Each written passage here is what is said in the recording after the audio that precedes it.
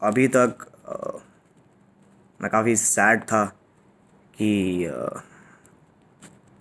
Video हट चुकी है, और मेरा दिमाग भी ख़राब हो रहा था कि आखिर हटी तो हटी क्यों। हालांकि मुझे अभी तक पता नहीं चला है कि क्या रीज़न या किस डायलॉग या एग्जैक्ट किस डायलॉग की वजह से ये वीडियो टेक डाउन हुई है। बट अब मैं देख रहा हूँ कि लोग मेरे डायलॉग्स का खुद से ही एक मतलब निकाल रहे हैं। मैंने आर्टिकल्स भी देखे हैं, वीडियोस भी देखी हैं, जहाँ पे मेरे एक एक वर्ड को आउट ऑफ कॉन्टेक्स्ट शो करके गलत रिप्रेजेंट किया जा रहा है। देखो गाइस, जब भी हम कुछ कोई वीडियो देखते हैं या फिर कुछ सुनते हैं, तो उसे हमें पूरे कॉन्टेक्स्ट के साथ समझना चाहिए। देखो, ये तो एक फैक्ट है कि अगर तुम कोई सेंटेंस, स्टेटमेंट या डायलॉग को आधा पढ़ोगे या फिर उसका सिर्फ एक सिंगल वर्ड पढ़ोगे, तो उसके तो 100 मतलब निकल सकते हैं। मेरे बहुत सारे स्लैंग्स को आउट ऑफ कॉन्टेक्स्ट ले जाया गया है। मैं उनमें से तुम्हें एक एग्ज़ाम्पल देता हूँ कि जब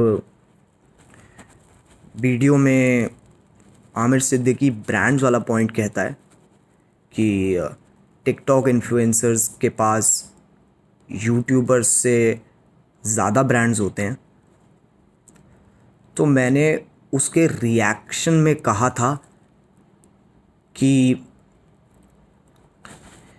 जब इनकी ब्रांड डील्स होती है तो एक इंडिविजुअल क्रिएटर के साथ ना होकर बहुत सारे क्रिएटर्स के को लेकर होती है, तो उनकी एक इंडिविजुअल क्रिएटर की इतनी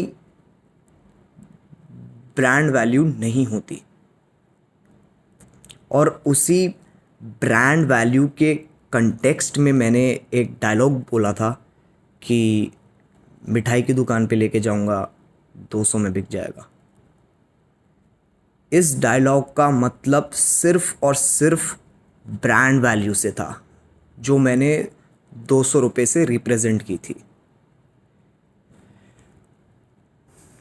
अब मैंने ये भी देखा है कि कुछ लोग मेरे स्लैंग्स को हिंदी टू इंग्लिश ट्रांसलेट करके गलत रिप्रेजेंट कर रहे हैं। देखो गाइस, अगर तुम हिंदी में लिखे ह्यूमर को इंग्लिश में ट्रांसलेट करोगे तो मतलब चेंज हो जाएगा बिल्कुल ही। अगर मैं हिंदी टू इंग्लिश करता हूँ स्लैंग्स को, तो उसका एक अलग ही मतलब है, और वो उस केस में भी है जब तुम इंग्लिश टू हिंदी कर रहे हो, वो दोनों केसेस में है। तो गाइज, प्लीज़ प्लीज़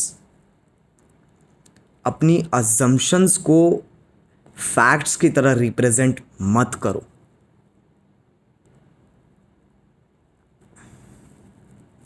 और अभी तो मुझे मुझे खुद नहीं पता है कि ऑफिशियली किस डायलॉग की वजह से वीडियो टेक डाउन हुआ है। तो अपनी तरफ से अजम्पशंस मत लगाओ, और प्लीज़ पूरा कॉन्टेक्स्ट समझो, प्लीज़।